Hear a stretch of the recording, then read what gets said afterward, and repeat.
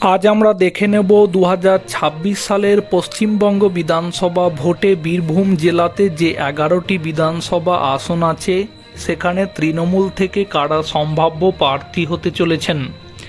Dubrajpur SC সংরক্ষিত বিধানসভা কেন্দ্র থেকে তৃণমূলের সম্ভাব্য প্রার্থী অসীমা ধীবর। সিউড়ি আসন থেকে তৃণমূলের সম্ভাব্য প্রার্থী বিকাশ রায়চৌধুরী। বোলপুর কেন্দ্র থেকে তৃণমূলের সম্ভাব্য প্রার্থী চন্দ্রনাথ সিনহা। নানুর এসসি সংরক্ষিত বিধানসভা আসনের তৃণমূলের সম্ভাব্য প্রার্থী গদাধর হাজরা। লাভপুর আসন থেকে তৃণমূলের সম্ভাব্য প্রার্থী অভিজিৎ সিনহা রানা।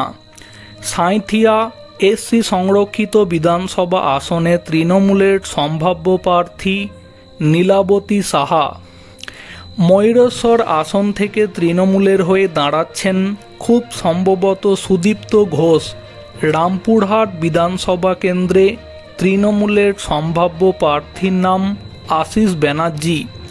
হাসন বিধানসভা আসনে তৃণমূলের সম্ভাব্য প্রার্থী সাহারা মণ্ডল।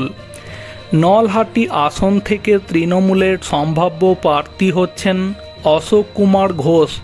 মুরারই আসন থেকে তৃণমূলের সম্ভাব্য প্রার্থী আফতাব উদ্দিন মল্লিক।